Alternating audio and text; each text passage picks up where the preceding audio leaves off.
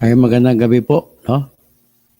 Magandang gabi po. Ito po si Engineer Dr. Toto Bonyug Kausing. At ang ating pag-usapan sa ngayon ay patungkol pa rin sa may kinalaman si impeachment. Pero ito, taking on a higher ground na. At ito, makinig kayo. May maitim na balak po ang grupo ng pamilya Romualdez sa pamilya Marcos. Kailangan nila na hindi magiging presidente si Duterte. Otherwise, kakainin sila pag magiging presidente si Duterte. At tinitingnan po nila yung katotohanan na mataas pa rin ang suporta sa mga Duterte. So ngayon, para mawala yan sa kanilang pag-iisip, ang gagawin po nila ngayon ay ang pipilitin nila, sikreto lang, kunwari ayaw ni Bongbong sa impeachment. Pero ang katotohanan, gusto nila ng impeachment. So mayap abak, mga kakampi ko, mga kabalin ko. So good evening, Marlon Ocampo Empainado. Si may anak to ng kumpare ko na si my best friend si Mar. Okay, anyway, ang ito pong balak ipagpatuloy yung impeachment. Kunwari, nag-anunsyo na si Bongbong Marcos na ayaw niya. So, para hindi malalaman ang balak. Pero ang katotohanan diyan, yung mga nagsasampa una yung akbayan, kasunod kanina ay nagsampa yung makabayan. So, yung mga grupo ito ay mukhang hindi nila alam, gagamitin sila. So kunwari ayaw, hili-hili bago carry ang nangyari dito. So ngayon, ang pinakamatindi po rito ay talagang itutuloy yan. Bakit po? Ganito lang kasimple. Sa panahon ngayon, ay wala pang ibang Marcos na pwede maging presidente sa 2028. So ano ang alternative plan? Ang alternative plan ay maghanap kung sino pinakamalapit sa Marcos para maging presidente. So gano'n na po kahayok sa laman, gano'n ka greedy ang mga Marcos kasi kailangan nila protektahan sarili nila. So ngayon, marami kasi silang kabuktutan ginawa, kaya kailangan nila ng yung uupo sa sunod na presidente ay hindi sila yayariin. Kita mo, nagkaroon ng eleksyon tuloy si Digong Duterte. Noon gusto na si Sara tumakbo, pero ayaw ni Sara. Si Digong gusto niya si Sara tumakbo, pero ayaw ni Sara. Ngayon, nagkausap yung Sara at saka BBM. Ayon sa kanilang palabas, na ayaw ni Sara, pero pinilit lang ni BBM na tumakbo si Sara bilang vice-presidente. Kasi sa totoo lang, inamin na naman ni Amy na takot sila mananalo, matatalo sila kay Leni Robredo kung hindi sila mag-join forces. So, kailangan mag-isa sila ng lakas. So, kaya nga, natuloy yung kailang pag-isa ng lakas. So, ngayon, nung pagtuloy ang isa ng lakas, ito naman ang naging problema.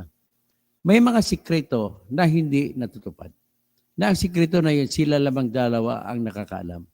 Na may hinala, napakalaking hinala na nakikita ko sa pamamagitan ng mga aksyon ng bawat partido na nagkaroon ng tinatawag na pag-usap itong grupo ni si BBM at saka si Sara na hahatiin nila sa dalawa ang termino ng presidente na pagdating ng kalahati. So 2025, after 2025, sa May, sa June, ay magre-resign si BBM at papalit si Sara Duterte. So iyan po ang nakikita ko na maitim na balak noong araw. Nagkaaway-away na sa ngayon.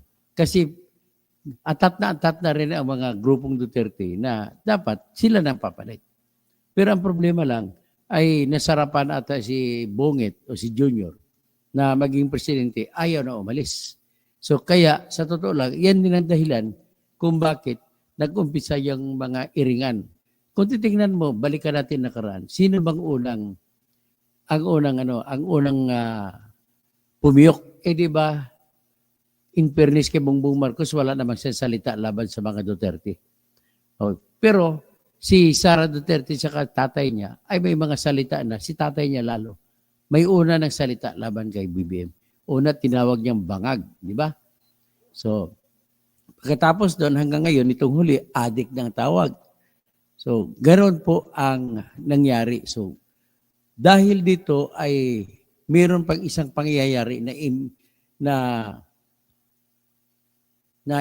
yung investigation sa confidential fund ni Sara Duterte ay mukhang napakatindi po na talaga nadating na nagagalit talaga si Sara Duterte. So, kaya nga kung ako tanongin nyo, naniniwala po ko na binulsa lang talaga ni Sara Duterte yung confidential fund. So, whether she likes it or not, that is my firm opinion na talagang binulsa niya ang tinatawag na confidential fund. Okay? So, ngayon, yan naman po talaga ang explanation kung bakit ang nangyari sa mga tinatawag na pagpapatunay kung saan napuntang 125 million ay lumalabas po na mga fictitious name. Although, allowed yan, sabi ni Senator Panfilo Lacson, allowed yan sa intelligence community na kapag magbibigay ka ng resibo kung saan napunta ang confidential fund or intelligence fund, allowed din sa kanila maglalagay ng fictitious name, kung ano ang pangalan, para hindi mabisto kung kanino binigay ang pera. Pero, sinasabi ni Panfilo Lacson, ay kailangan may sinasubmit na performance report na kailangan ipakita kung ano yung may uplan para bago kumuha, para kung may uplan, pag natapos na ipatupad ng uplan, magkakaroon ngayon ng tinatawag kong success or failure ang isang intelligence operation. So dapat ganoon ang proseso. Ang hindi lang nakita lang natin ito sa kay Sara Duterte na confidential fund ay resibo lang na tinatawag na acknowledgement receipt na mga fictitious name na ginamit ay yung mga Mary Grace Piatos, may mga Kukoy Villamin, na kung ano-ano pa. So, tinitingnan ko lang yan on the side na bilang isang lehitimong pamamaraan na maitago ang pangalan ng tao kung sino talaga o kanino talaga binigay ang pera. So kaya nga, kung ako na lang, maintindihan ko na lang na lumabas po sa tinatawag na Good Government Hearing Committee ng House of Representatives na yung tinatawag na SDO, Special Disbursement Officers, na yung babae at lalaki na si Susana Fajardo, si Edward Fajardo, at saka si isa, may babae, na binibigay lang nila sa direkta sa intelligence officers at lumalabas ng intelligence officers na ang nagbibigay ng pera. At nagbibigay na siyang acknowledgement receipt. So ngayon, kung ganun po, kung ako tanongin nyo, allowed naman yan. Kaya lang, mayroon dapat kasama na OPLAN or Operation Plan Project para maipakita kung para saan yun. At sabi nga ni Panfilo Lacson, kapag natapos na yung proyekto at accomplished na, o di ka failure man o success, basta wala nang masagasaan na mga ahente na maibubulgar sa publiko, ay sa kanahanapan ng tinatawag na report. So, ganun pa man, ay nakikitaan ko yan kung ako naman tanongin nyo na binulsa talaga yan. Kahit sinunod pa niya yung ganong proseso na, kumbaga, time-honored principle o tradition nila na ganon ang sistema sa pag-liquidate ng tinatawag na confidential fund. Sabi nga, confidential nga eh. Pero, dito naman natin dalhin sa punto de vista na yung tinatawag na judicial notice of the habits of life. Ano ba talaga ang ugali ng tao? Pwede mo bang ma-justify na sa ugali ng tao ay mauubos mo yung 125 million in 11 days? Kahit sino po na tao, hindi po kayang ubusin yan kung ang pagkagagastusan mo ay lehitimong operation. Diba? Pero kung talagang ubusin mo yan, ibibigay mo sa iyong bulsa, ilipat mo sa bangko mo, yan ang pamamaraan at wala ng tanging pamamaraan na magagasta mo yung 125 million sa loob ng 11 days. That's the only way. Dapat, iyan dapat. Kaya gagawa po ako talaga ng articles of impeachment na sana makakita ako ng congressman na i-endorse. Ang akin pong basihan ay ganon, na imposible po mangyari na maubos sa tamang pamamaraan, sa legal na pamamaraan, ang 125 million pesos sa loob ng 11 araw. So kung imposible, hindi ko natitingnan yung resibo. Huwag na natin pag-usapan ng resibo kasi imposible mangyari. At dahil imposible mangyari, at dahil dineklara na nawala na, ang ibig lang sabihin doon, binulsa na yun ni Sara Duterte ang 125 million. Ganon sana ang tama paggawa ng articles of impeachment. Kasi yung ginawa nila, ano bang ginawa nila? Pinapalagay nila na nagtotoo na nagasta nga ni Sara Duterte, pero nagkamali lang sa pagbibigay ng resibo. Which is, hindi ka mananalo doon. Kasi the only way for you to prove na mali yun is ipakita mo yung tradition ng intelligence fund liquidation na hindi yan isa sa proseso sa pagtatago ng mga tao, mga pangalan ng tao, kung kanino ibinibigay yung pondo. Para maintindihan nyo pa lalo, ganito po yun. Napanood nyo ba? Panoorin nyo. Ini-endorse ko. Panoorin nyo po yung Zero Dark 30 ang title ng YouTube. Ito po yung documentary YouTube. Panoorin mo ito, John Ray Gargarita.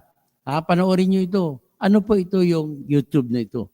Ang documentary na yun, patungkol po yan sa 10 taon na paghahanap kay Bin Laden. Ang nakatukad dyan sa paghanap ay 2 babae na CIA. So ang ginawa nila, minsan, nakatagpo sila ng isang tao na kailangan nila ang telephone number kung saan para mahagilap, para magtuturo sa kanila kung saan si Bin Laden. Bilang kapalit, bumili sila ng isang brand new na Ferrari para ibigay lang sa taong yun. Para kapalit labang ng isang cellphone, isang number, ng telephone number. At dahil doon, naging successful ang operation nila, ang paghanap kay Bin Laden, at tatakbuhan na si Bin Laden pala ay nagtatago doon lamang sa PMA. So, military school ng PMA. Anong PMA? Pakistan Military Academy. Sorry. So, ganun po, binibigyan ko lang kayo ng halimbawa kung anong operation ng mga intelligence gathering, confidential information gathering. Talagang umabot din po sa punto na kailangan mo bumigbigay ka ng perang malaki para lamang kapalit sa informasyon. May isang discarded. Ang mga kaibigan ko sa PIDEA ay ang target nila, namatyagan nila na ang isang drug lord ay nakatira sa isang mamahaling kondominium. So anong ginawa nila? Kumuha sila ng pera, bumili ng kondominium para magkaroon ng karapatan na pumasok sa kondominium. At dahil parang isa na silang residente, iyon na ang ginamit nila ngayon at take-off point. Doon na sila ngayon manggagaling para manmanan yung drug lord. At dahil nakapasok sila, nahuli nila ang drug lord. Ang kapalit, bumili sila ng isang milyon-milyon, kung mga 10 million, 15 million na isang unit ng condominium. So ganoon, pinapaliwanag ko lang sa inyo kung ano ang tamang confidential information operation. So ngayon, lumalabas po sa hearing na ang nagbigay po ng mga resibo ay yung mga colonel na mga intelligence officers ni Sara Duterte na si Colonel La Chica at saka si Colonel Nolasco. So ngayon, iniisip ko lang gagamitin na talaga ni Sara Duterte na depensa. Yan, na hindi siya, sabi nga niya, nanggaling yung resibo na yun sa field, hindi sa kanya. So, ganun pa man, ang hirap din paniwalaan. Kaya, kung ganun ang gagamitin mo na akusasyon, ganun ang ginamit sa mga first impeachment article, ganun ang akusasyon. So, tsaka sa second impeachment article, may akusasyon din na ganun na gumamit ng mga resibo na para matabunan yung pera. So, kung ako tanongin nyo, kung ganun po ang articles of impeachment, hindi mananalo ang impeachment. Pasensyan tayo. Kaya kung ako ang gumawa ng impeachment, ang gagawin ko is, direkta ko nang sasabihin na binulsa ang pera na 125 million. Ang aking proof o pruweba ay yung katotohanan na dineklara ni Sara Duterte na naubos ang 125 million sa loob ng 11 days. Yan ang una kong ebidensya. Pangalawa kong ebidensya ay imposible magkaroon ng intelligence operation bawat araw na kung saan 11,364,000 ang gagastusin mo kung pantay-pantay. So dahil imposible, saan pa napunta? Binulsa. Ganon dapat ang paggawa ng impeachment complaint. Ang hindi ko alam, bakit hindi nag-isip ng malalim ang mga abogado na gumawa. Pero mo sa first impeachment, 24 na artikulo o di kaya 24 na akusasyon ang nilatag nila. Pati akusasyon sa kung paano inubos ni Sara yung confidential fund at saka intelligence fund nung mayor pa siya ng Davao City, ay dapat wala na, hindi na dapat kasali yun. Bakit hindi dapat kasali? Kasi ang pinag-usapan, impeachment bilang vice president. So hindi pwede mo isali yung mga kasalanang naganap na o nagawa niya sa panahon na hindi pa siya vice president. Tapos may akusasyon pa sila na nilagay na hindi siya nagsusumiti ng tamang statement of assets, liabilities, and net worth. Pero doon yun sa panahon ng mayor pa siya ng Davao. Ang dami kaya ng mga articles of impeachment na ginamit nila na nanggaling sa pagka-mayor pa lang ni Sara Duterte sa Davao. Kaya nahinaan po ako. Pasensyahan tayo. Tapos, yung sa confidential fund, ang pinakamalakas na sana kung akong gagawa ng reklamo, dapat ganun sa sinabi ko na binulsa ni Sara ang 125 million pesos na pinagkatiwala sa kanya ni BBM. Dapat sana ganun ang paglatag ng akusasyon. Kasi bakit? Ano naman ang pruweba ko? Ulitin ko. Ang pruweba ko, number one is, imposible na mangyari na kayang ubusin sa intelligence operation na 11 days lamang. Okay? Number two na evidence ko is yung the fact na 11 days ay ang naubos, imposible, so hindi ko kilalanin yung mga resibo na binigay. So dahil sa imposible na maubos at ang pangalawa pala kong na pruweba ay nung nireport ni Sara na naubos. So dahil naubos, nireport niya at hindi pwedeng ubusin sa normal na operasyon, sa legal na operasyon, ibig sabihin, binulsa ang 125 million pesos. Ganun sana pagsagawa ng impeachment complaint.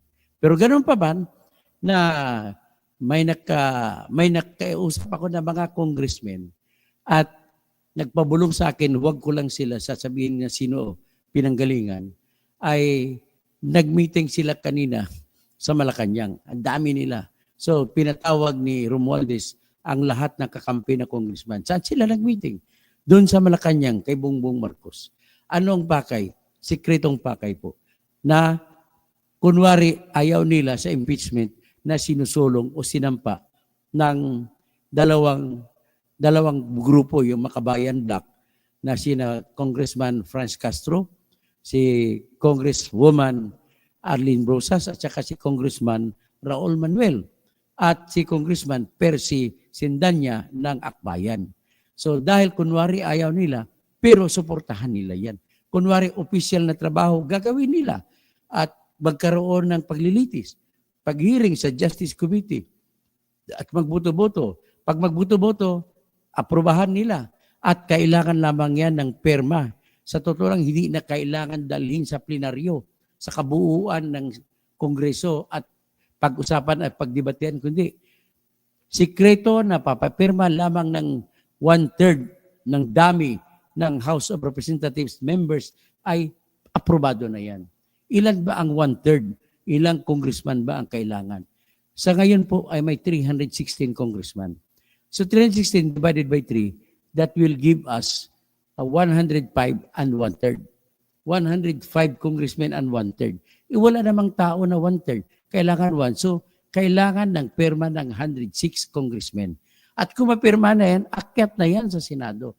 At ang balak nila, yung mga kakulangan nila sa pagsagawa ng impeachment complaint, doon na lang nila aayusin sa pagsasampa sa Senado. At kung mga isampa na, at doon sila ngayon magpepresenta ng kanilang ebidensya. So nakita niyo ng maitim na balak. Gagawin at gagawin nila yan. Unang-una, hindi pa pwede si Sandro na tatakbong presidente dahil sa edad niya. Bata pa siya. So ngayon, ang tanging hope ng mga Marcos ay yung kanyang pinsan na si Martin Romualdez dapat ang tatakbong presidente. So paano gagawin? Yun ang senaryo. Kailangan matuloy ang impeachment at magiging guilty si Sara Duterte. At kung magiging guilty si Sara Duterte sa impeachment trial, ay bilang kaparusahan na napapaloob sa Section 2, Article 11 ng Constitution, ay mawala na siya ng karapatan na tumakbo kahit anong posisyon sa eleksyon. So hindi na siya pwedeng tumakbong presidente. So ibig sabihin, 2028, wala nang kalaban, si Tolpo na lang ang kalaban nila. So ngayon, at kung matanggal si Sara Duterte sa 2025, ano mangyari? E di magkaroon ng bakante kung sino vice president. At kung magkaroon ng bakante, nakapaloob po sa ating 1987 Constitution na kung may bakante, ang kapangyarihan sa pagpipili kung sino ang gagawing vice president ay nasa kamay ng presidente. Siyempre, sino pang pipiliin ni BBM? Siyempre, sino pang pinakamaasahan niya? E di yung pinsang buo niya na mamimili ang presidente mula sa hanay ng senadores o di kaya sa hanay ng mga congressmen. So ngayon, kung pwede siyang pumili sa hanay ng congressmen, ang pipiliin niya sigurado ko si Romualdez. At kung mapili niya na si Romualdez, ladies and gentlemen, tapos na ang usapin sa bayan at mabuhay Marcos na lang kayo dyan. Magiging the biggest political dynasty ang mangyari nito sa gitna ng mga Romualdez at Marcos. Isang pamilya lang yan sila, magpipinsang buo. So, anong sa inyo? O, magbabasa ako dito ha.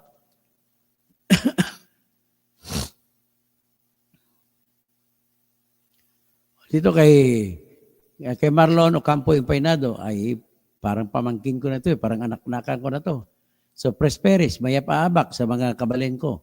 So Katipunero AR, magandang gabi po, Kabonyog Engineer Toto, pagaling ka po sa paus mo. God bless your family always. Salamat po. Johannes Navarro, dapat lang po na ma-impeach kung talagang mapatunayan na may pang-abuso.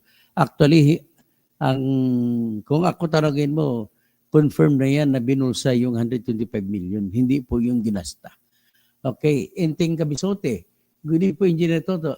Di ba, Senate President po muna ang papalit? Mali po. Ang papalit na Senate President ay kung walang presidente, kung bakante. Pero ang bakante sa ngayon ay yung Vice President. So, sa ilalim ng Constitution, ang maglalagay kung sino Vice President ay yung presidente. So, sino mapipiliin ni Bongbong Marcos? At saan siya pwede pumili? Doon lamang siya pwedeng pumili sa mga senador o di kaya sa mga congressman, congresswomen. So, mas piliin siyempre pinakamalapit sa kanya at sigurado siya. Alangan naman pipiliin niya ibang tao na hindi niya kakampi. At sigurado siya na si Martin Romualdez ang pipiliin niya. So ngayon, kung Vice President na si Martin Romualdez, malaki na ngayon ang chance niya pag tumakbo siya presidente sa 2028, ay malaki ang chance niya, mananalo siya. Okay? So, John Rhee Gargarita, Dr. Casing for Vice President 2028. John Rhee, naibigay mo na ba lahat kasi pagandaan ko na rin, gusto mo mag-apila sa Supreme Court patungkol sa nuisance, gineneklara ka nuisance, gagawin ko.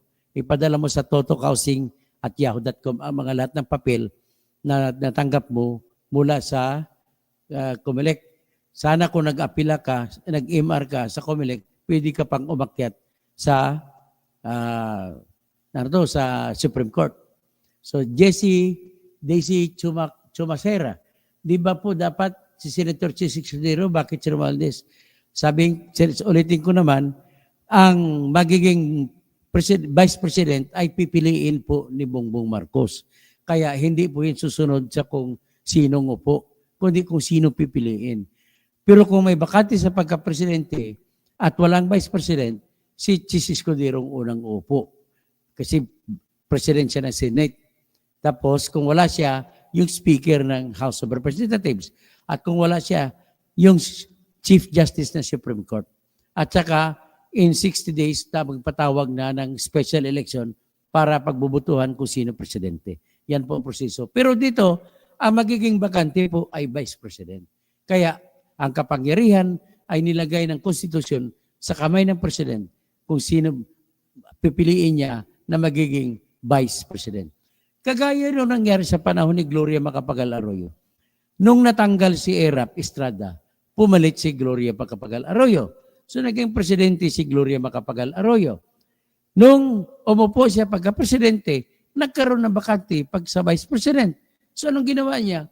Pinili niya yung pinakamahinang kandidato na si Teopesto Gingguna na magiging Vice President. Ganun po yun.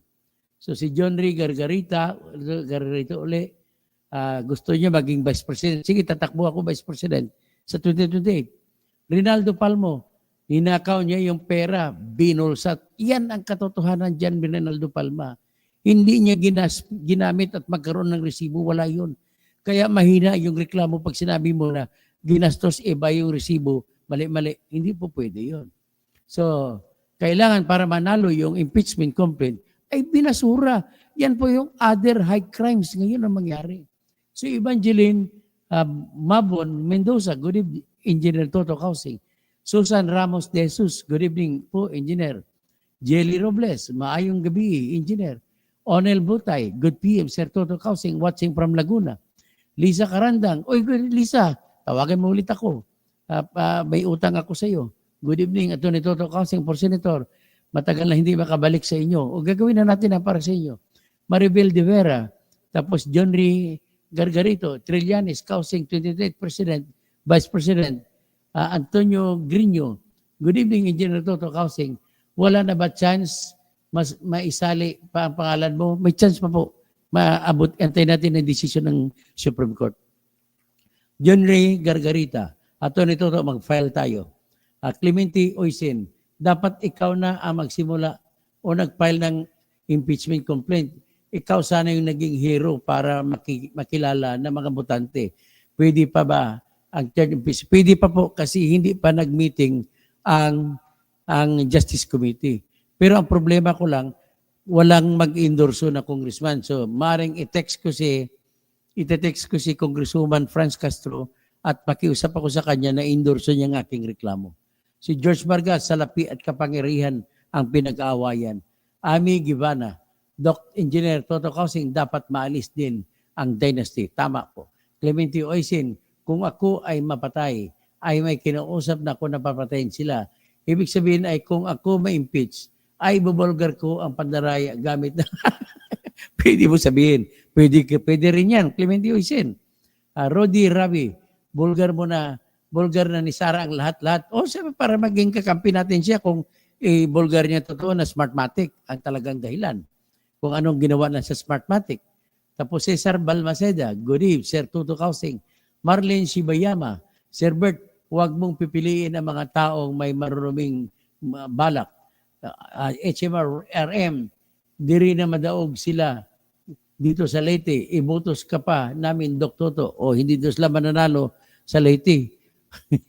So Larry Piluton, sana ipagkaloob na magiging senador ka, Atty. Toto. So yan lang muna ang ating pag-usapan at least nabigyan ko na ng alarma o ito ngayon ang pagbigyan nyo. Tingnan nyo. Yan. May ginawa ko. So yan ang nakikita ko na mangyayari. Pag matanggal si Sara sa impeachment, si Martin Romualdez ang i-appoint ni BBM na Vice President. So yan po ang tanda ninyo. So nasa inyo yan.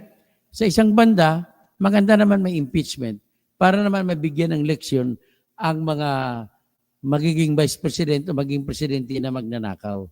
Kaya dapat tigilan nila ang pagnanakaw. Di ba? O ngayon, magandang gabi, Bobby De Castro. Good evening, Atty. Toto. Baka na po pwede makahingi ng help about po sa kaso namin. Sige, i-email nyo lang ako po, Bobby De Castro, sa totokausing@yahoo.com. Diyan i-email ang inyong mga papel at inyong mga mensahe. Pagbubuksan ko kagad. Ayan kung sino man may reklamo, totokausing@yahoo.com. Diyan po ipadala. Larry Piluton, Eche Maran, Marlene Sibayama. O sige, hanggang doon na lang muna tayo ngayon at maraming salamat po sa lahat. At magandang gabi, Martin Romualdez, BBM, Sara Duterte. Nabisto ko ng inyong meeting kagabi ha. Meeting, kanina meeting nila with President. Lahat ng mga tauhan na congressman ni Tambaluslos ay nag-meeting sila doon. Kasama rin yung loyalty check nila, LC check. O sa Victoria's Choice, kahit na po ibulgar ni Sara na nandyan sila, nung election di pa rin sila kinakakampihan ng mga kakamping. Ay, gano'n. Ang problema kasi dito, nabalagay ito sa balag ng alanganin eh.